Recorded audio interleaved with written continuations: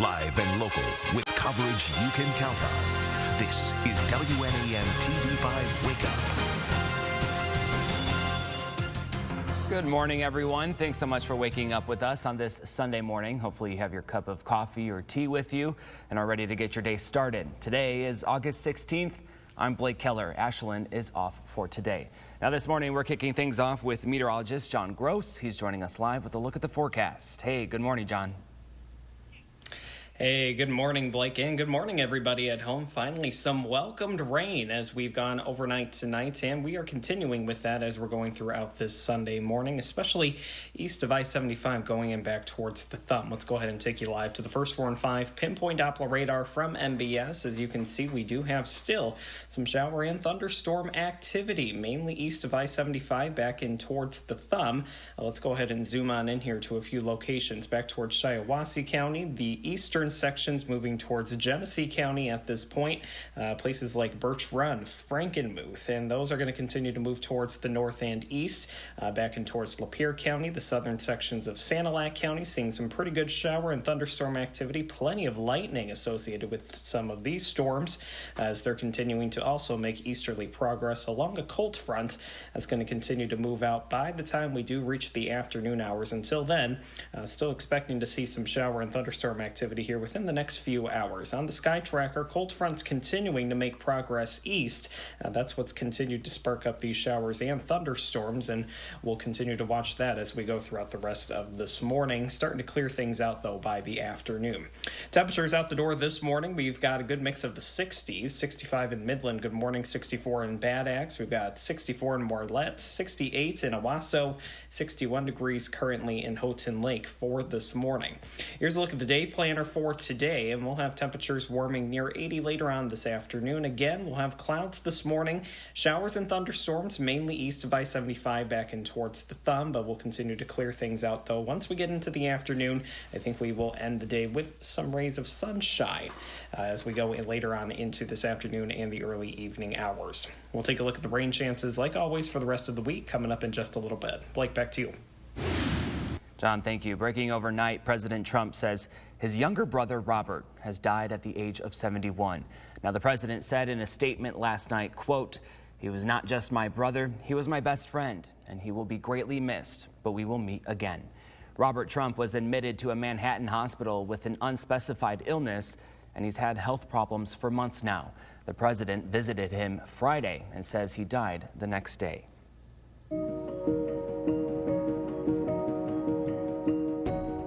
We were hoping we'd actually be getting somewhere at this point in August, 5 months later, but it's clear that the virus is out of control. Hundreds of teachers spent Saturday taking a stand on the Capitol lawn, protesting the state's current education plans. Now, last night, a special Senate session pushed forward back to school legislation. Meanwhile, teachers say lawmakers aren't going far enough. We want equitable opening plans for every district in the state. And right now, there's still a lot of uneven implementation of the reopening plans. Now they add they're angry the state hasn't worked with them on legislation for the new semester. And we really know what's best for our students. So to not come to us and ask us about legislation really shows a distrust of what we do and who we are. MyCorps educators say the state having 14 days of no new COVID cases is the best scenario for deciding whether or not schools should begin integrating face-to-face instruction. Now, inside the Capitol building, the Senate approved a bipartisan return-to-learn agreement. Now it heads to the House for final approval. But as TV5's Jonathan Jackson reports, this legislation may be ignoring what schools actually need. All those in favor will vote aye. Those opposed will vote no. The Senate will proceed to vote. In a rare Saturday session, the Michigan Senate approved a number of bills that lay out a return-to-school plan for the state. The plan would not mandate in-person classes, but instead allow districts to choose what's best for them. However, there are requirements involved for funding, which include teachers interfacing with students and at least one face-to-face meeting per month for 75% of the class. Students taking a benchmark assessment so that teachers know where they may need additional help. And school boards publicly reevaluating their district's learning plans once a month.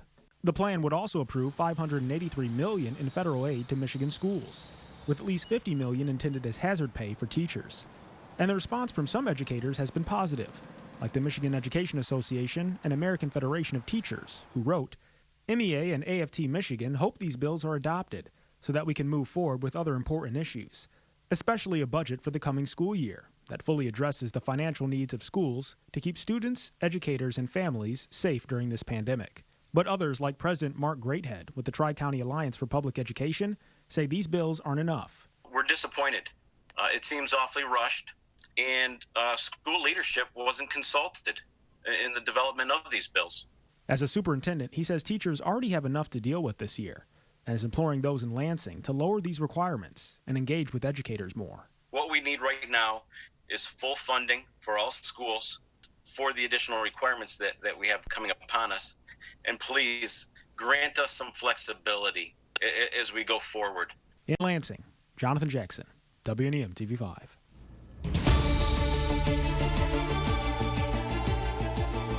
Now, yesterday, Governor Whitmer signed an order requiring COVID testing in prisons and jails to keep vulnerable populations safe. The Michigan Department of Corrections must conduct testing at entry, transfer, and release of any prisoner and suspend transfers from jails that does not adopt similar protocols. Whitmer said jails have until September 8th to comply. Overall in the state, more than 92,000 people have been infected with COVID-19. More than 6,300 have died. If getting a nasal swab to test for COVID-19 makes you cringe, here's some good news. The U.S. Food and Drug Administration granted emergency authorization for a new saliva test instead. Now, the Saliva Direct test was developed by researchers from the Yale School of Public Health. Now, it appears to be fairly accurate, cheap, and fast, and it relies on commonly available reagents. The NBA even funded the test's development, and the teams use it for asymptomatic players. In more local news, the Saginaw Transit Authority is preparing to resume most bus routes on August 31st. All riders over the age of 3 will be required to wear a mask while on board. They're also required to use hand sanitizer and practice social distancing. TV5 News Time is 7:07, still ahead. Protesters marched to the Postmaster General's home, demanding answers about possible ballot delays. Hear what local clerks want you to do to ensure your vote is counted. And a popular float party planned today in Michigan, why some attending could face fines or even jail time.